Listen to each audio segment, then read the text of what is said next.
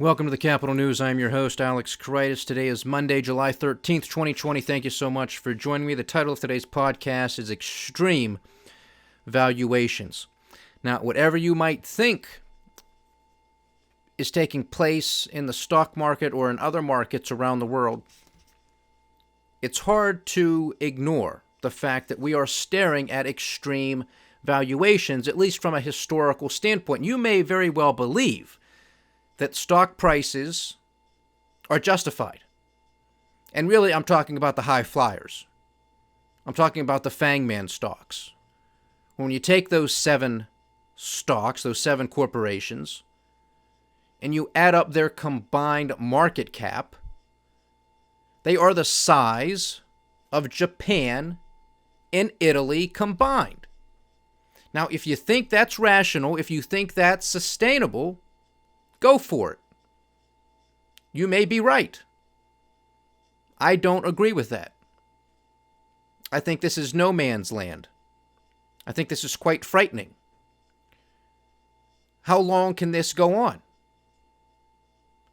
Is the market just simply a perpetual money-making machine? If that's the case, then it's not a market.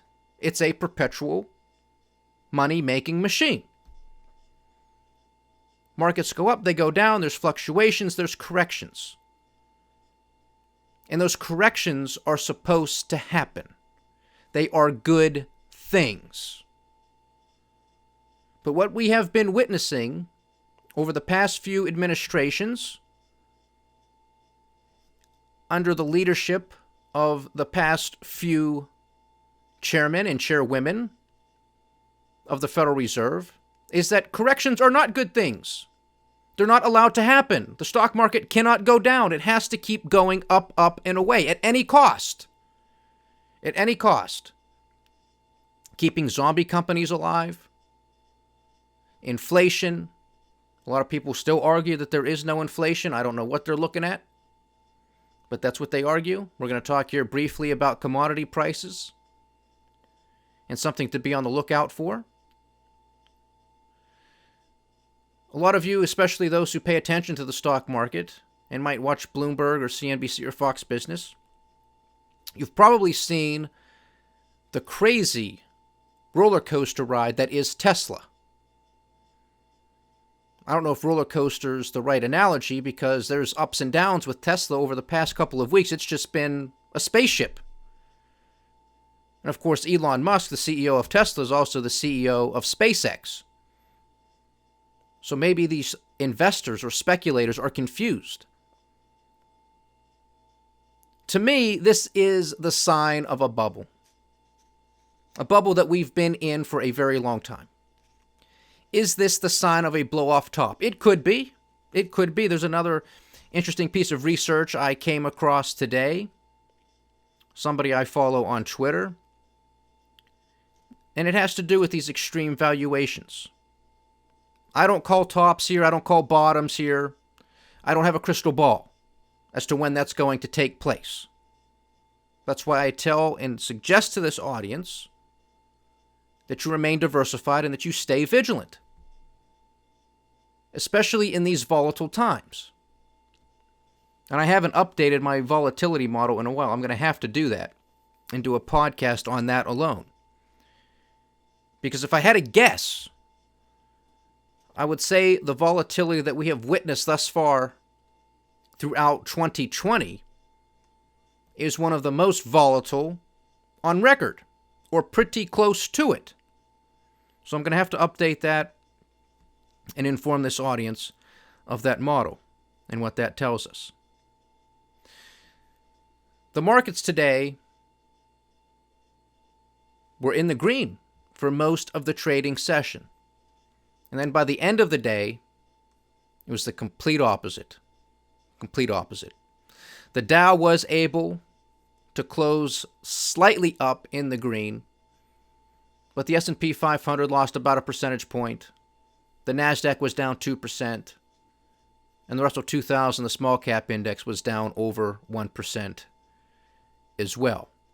Now, this interesting piece of research that I stumbled across, and kudos to this researcher, but he noted that the Nasdaq 100, okay, the Nasdaq 100, there were only 2 times in history when the Nasdaq 100 gained 2 percentage points intraday and made an intraday all-time high and then closed down more than 1 percentage point, which is what happened today.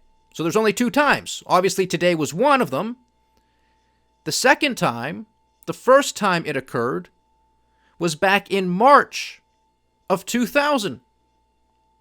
March of 2000, and for those of you who know your market history, that was the month of the market top in the Nasdaq. That was it. That was all she wrote. Now, it wasn't on that day. I do believe there were still a few more trading days. It did make another high, and then that was technically the top, obviously, and officially. But that scenario occurred today as well. Now, will history repeat? Will it rhyme? We're going to have to find out, and we will find out. We will find out. But if it's any semblance to what took place a couple of decades ago during the dot-com bust, then the Nasdaq was on a downward trajectory for the next year and a half, 2 years, and it lost nearly 80%. So if you think that these extreme valuations are sustainable, I suggest you do a little bit of research. And you don't have to go back that far. I don't know what it is. If we're doomed to repeat the same mistakes, well, clearly if we don't pay attention to history, that's more likely going to happen. And that appears to be the trajectory that we are on. And this week and the coming weeks are going to be very interesting because we are going to start hearing from corporations on their quarterly conference calls releasing their earnings.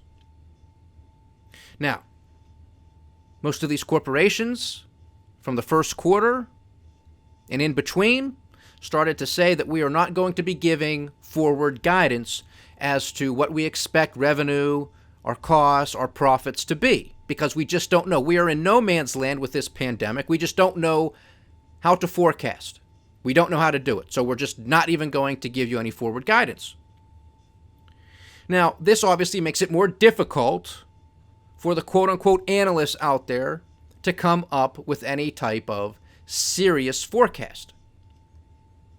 But of course, they have the perfect cover to be as pessimistic as possible, meaning they're on the floor. So there's an extremely low hurdle to have a quote-unquote market beat when these earnings come out. Now, will that mean the markets, the algos, scouring the internet, looking for all of these headlines? Oh, they beat expectations here, they beat expectations there. Does that mean that these algos are going to trade automatically and bid these prices higher? It might. It might. Because we also don't know. It could be the opposite, right? We don't know. It could be the opposite. We don't know what corporations, these CEOs, these CFOs are going to come out and say during these conference calls. Maybe they're going to give forward guidance for the third quarter or fourth quarter. Maybe they say it's not that pretty of a picture. Or maybe the earnings aren't going to beat. That's why we're going to have to pay attention. So if you see a lot of volatility in the market and you're not paying close attention, that could be the reason why. Because we are in earnings season for the second quarter, and it's likely going to be very choppy. When it comes to some of that forward guidance, however, we are starting to hear some more from other airlines. We talked last week about United Airlines potentially laying off up to 36,000 employees here in the United States alone, representing about 50% of their U.S. workforce. 36,000. If the economy does not turn around by October, and of course the economy for them is air travel. Well, we have several states going back into lockdown mode. We have several states reversing their reopening. So if they were at phase 2, now they're back to phase 1, etc., whatever the case might be. October is only a couple short months away, if we can believe that already. It's crazy. We have other countries not allowing the United States, not allowing citizens of the United States to travel to those countries. Canada just extended their lockdown basically with the United States until the third week of August. So where is all of this economic recovery going to come from, especially as it pertains to the airline industry, when Americans aren't allowed to travel because other countries don't want them in there because we can't get a handle on this pandemic? Then you look at other airlines. Southwest came out, American came out, basically saying the same thing. If this economy does not turn around quickly, they're going to have to lay people off. Big time. Big time. Again, folks, there is no V-shaped recovery. This thing is just getting started. And need I remind you of the billions of dollars that these very corporations, these airlines, have received from the government, meaning you and me. And yet they're still going to lay all of these people off. Weren't there any contingencies here? Yeah, we'll give you the money, but you cannot lay anybody off. No, didn't happen. Didn't happen. We've had this conversation before, too, because Secretary of the Treasury, Steven Mnuchin, was asked this question point blank by Senator Elizabeth Warren a couple of months ago. And they got in that little heated exchange. Well, Senator, you knew, you were aware of what we were negotiating. You understood what was going to take place. So now you can't come up here and yell at me. Boo-hoo. That's the government we have. This is the administration. This is what they sign off for. Oh, yeah, here's billions of dollars, very few, if any, strings attached. And, yeah, if you got to lay them off, you got to lay them off. Do what you got to do. Our money, don't ever forget it. Don't ever forget it. Right now, we have the futures market trading. The Dow Jones Industrial Average is flat. The S&P 500 is up about 0.2%. The Nasdaq 100 is up about 0.5%. At the time of this podcast, the cash trade in Japan is down about 1%. It was a green day across the pond, all up about 1 to 2 percentage points. Cash trade in Australia is down about 0.6%, and the Chinese markets are also down about 1% currently.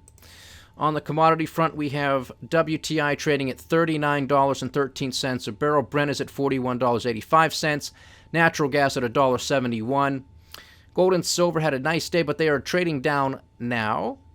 We have spot gold at $1,798 an ounce, and silver is trading at $19.04 an ounce. Now, when it comes to the commodities, if you actually take a look at copper prices, lumber, and aluminum, especially copper and lumber, you're going to see quite a strong move over the past few weeks to months, inching ever higher. Now, this is a question to pay attention to. Are these leading indicators?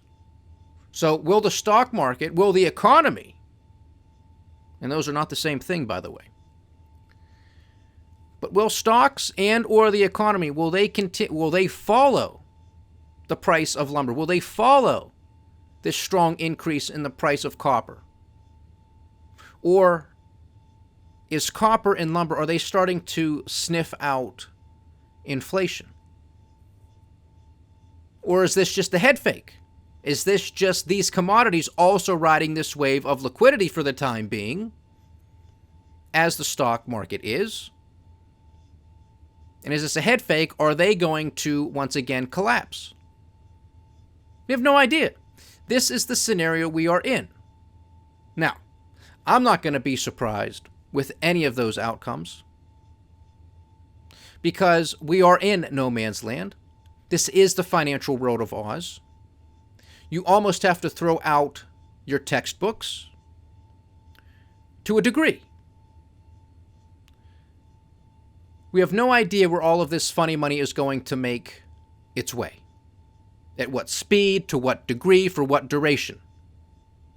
Now, I think net, over a longer term horizon, these prices are going to go higher on the commodity front because people are going to want real assets.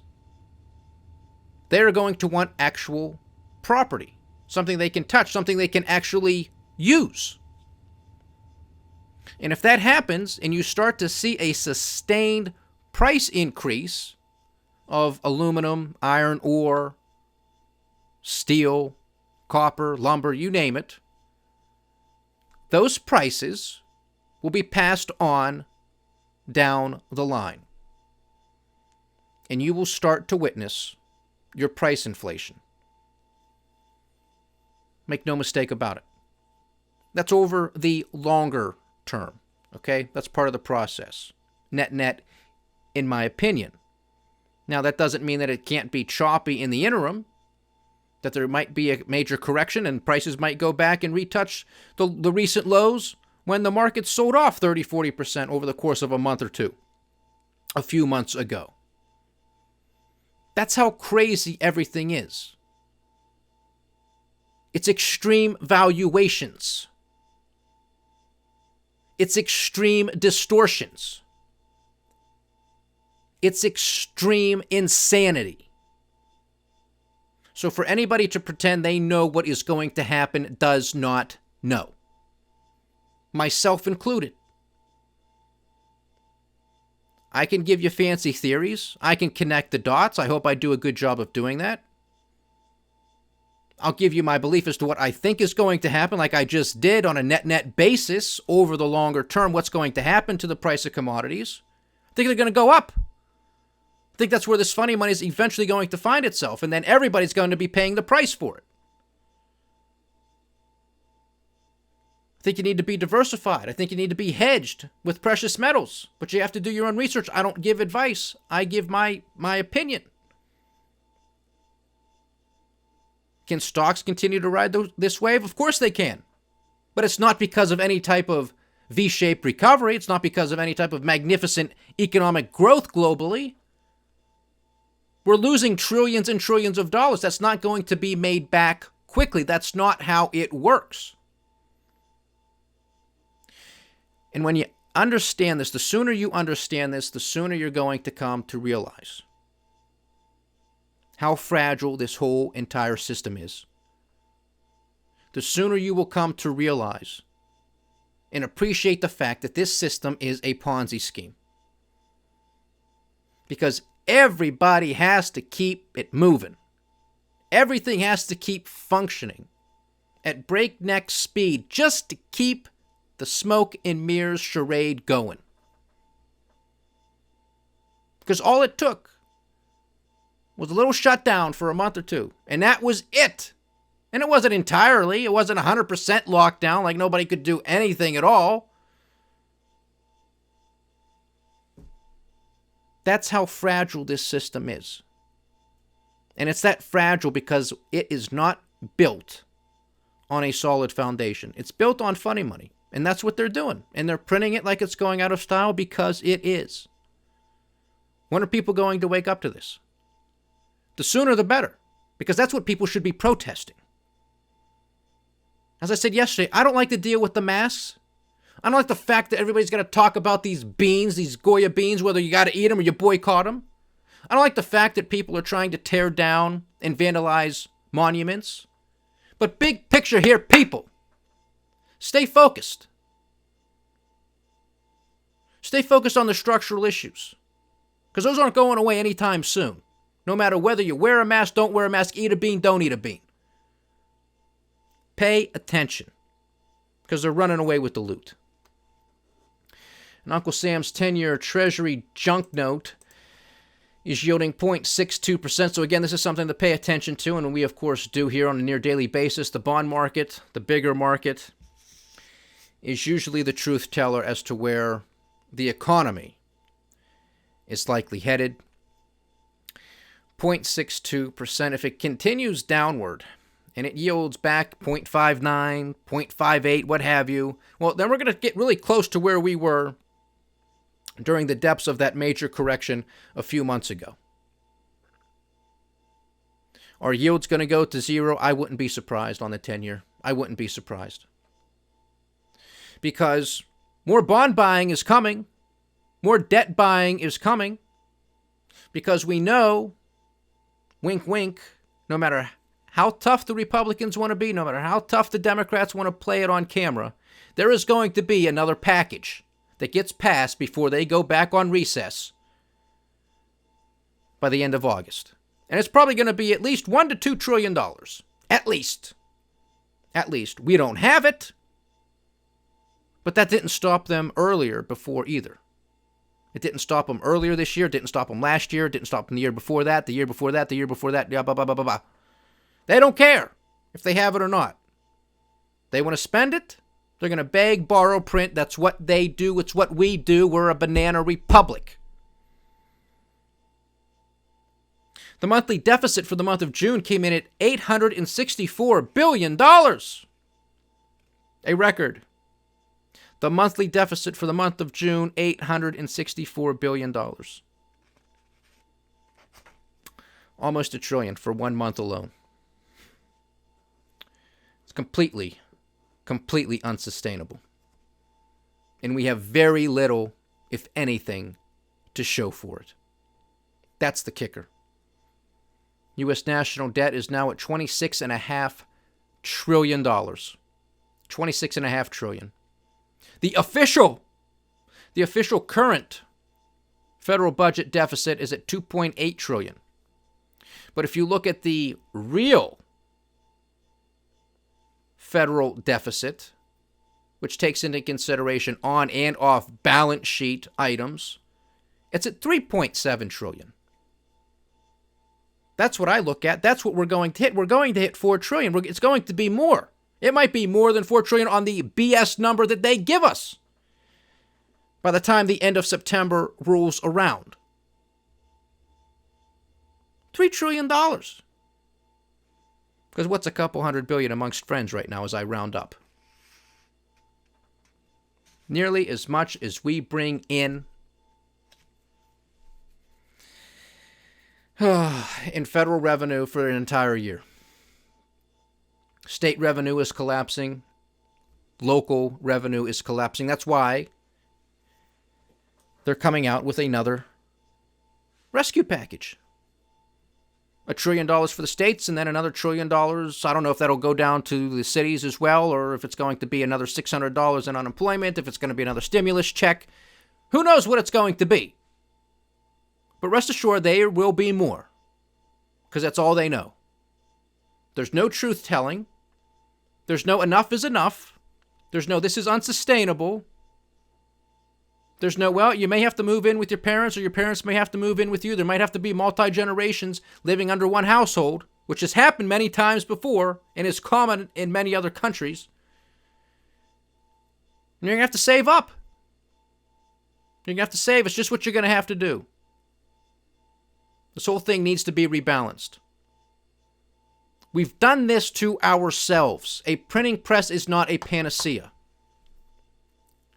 No matter what they tell you, no matter how many times Thunder Thumbs tweets it out that the Nasdaq is making all-time highs, most people don't own stocks. And buying them at all-time highs is, sketchy. It's sketchy. The risk-reward just quite isn't there, especially when you're in the midst of a pandemic. And when you add on all of the social and civil unrest that is taking place the world over, when you look at the tensions that are mounting just against the United States and China, because there was more out today with Secretary of State Pompeo going after China on a number of issues, one of them being the South China Sea and what China is attempting to do in their backyard to gain a stronger foothold over territories, natural resources, fish, oil, whatever they can drill and mine. Yet somehow, the Phase 1 trade deal is still well intact if you listen to Larry Kudlow. I'm not buying it. Haven't bought it. You shouldn't buy it either. But the tensions are real. The rhetoric's real. We'll see what action comes from this. This has not gone away. It's a political season. President Trump is likely to use China as a punching bag on a number of issues. So it's going to be very interesting as to how this all plays out. As a follow-up to yesterday's podcast when we talked about the evictions and potentially foreclosures that are likely to ensue over the coming months and years, there was a survey conducted by the Census Bureau asking renters their level of confidence when it comes to their ability to pay next month's rent. So, the share of renters who have no or slight confidence in ability to pay next month's rent. This chart and graph I'm looking at right now goes back to the 5th of May and has continued onward till the end of June, and I believe this was conducted, actually this was released today here, I think from the Wall Street Journal. 33% share of renters who have no or slight confidence in the ability to pay next month's rent. 33%. And since May, this has been range bound, by the way, between, let's call it 26 to 34%. And this is an uptick over the prior week's survey. Actually, over the past 3 weeks. So that is not the type of trend that we want to see. We want to see people having more confidence in their ability to pay next month's rent.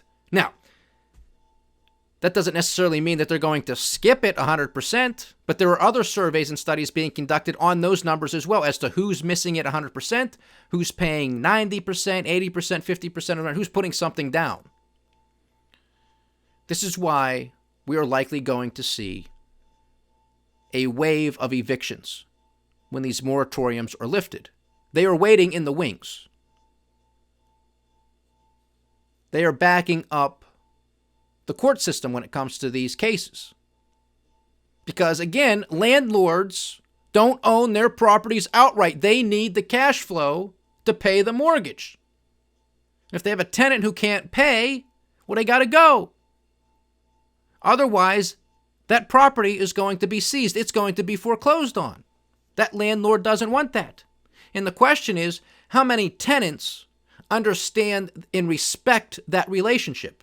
How many tenants just think that their landlord is a greedy capitalist who has nothing but money? That's just not the case in so many situations. So this is going to cause more division, social unrest. This will cause health issues, which we discussed in that article. People becoming depressed. People losing any type of confidence or self-esteem in themselves because they've lost their job. Now they're getting kicked out. They're depressed. Suicide rates go up. These are studies. This isn't our first rodeo when it comes to these types of events. And that was a really staggering statistic yesterday, with the potential of 20 to 28 million people potentially being evicted over the coming months. And when you take that into relation of the great financial crisis, 10 million Americans were evicted. 10 million over the course of a couple years. So even if this analyst is wrong with her prediction of anywhere from 20 to 28 million, even if she's wrong by half at the low end, that takes you right back to the great financial crisis, which was staggering. It's a tragedy. And again, this is a tale of two cities, as I stated in my write-up to yesterday's podcast.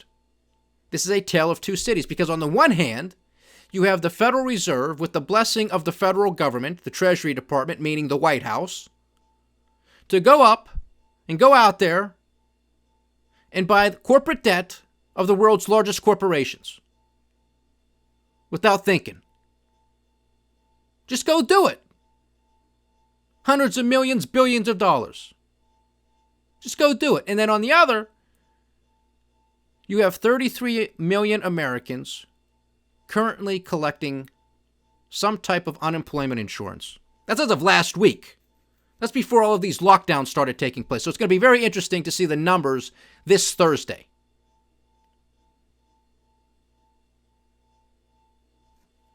bail out these corporations, buy up their debt, small businesses closing their stores forever, 33 million Americans collecting some form of unemployment insurance, with the potential of 28 million Americans potentially losing their homes, getting kicked out of their apartments. It's a tale of two cities. What side are you on? Is that extreme? That's another extreme situation. It's not just about valuations. It's extreme recklessness. It's extreme insanity. It's extreme power. And this type of power is not supposed to reside in our government. It's not supposed to reside in our central bank. But like I said in my letter that I wrote to my congressmen and senators, all the way back in March, I said that policymakers were going to use COVID-19 as an excuse to justify the unjustifiable. Well, how many more things do I have to rattle off here on a daily basis that are unjustified?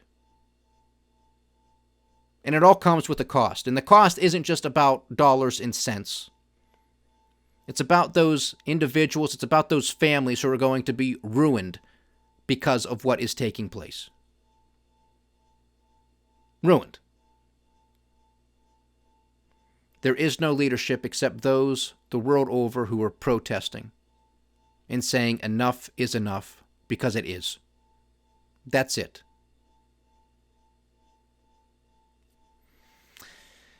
It's going to be a bumpy week because of earnings season. Maybe some geopolitical risks when it comes to the United States and China. Also Venezuela, because President Trump did make some remarks in regards to Venezuela last week, saying that something big is going to take place and the United States is going to be involved. Now, of course, this is par for the course with how he speaks, so I don't know what that means. But keep it on the back burner, keep it on your mind. A lot of stuff going on. Crazy year, this 2020. It most definitely is. And we still have a presidential election to get through. But there you have it, folks. Extreme valuations. Remember that Nasdaq 100 statistic that I mentioned earlier. Remember the amount of people who may be evicted over the coming months. Remember the record monthly deficits. Remember it all. Remember it all and focus on the big issues, please. Do yourself and your country a favor. Remain focused, because we're never going to change these structural issues if we're distracted by beans and statues. Stay diversified, stay vigilant, and stay with the Capital News. I am Alex Koritis. Godspeed.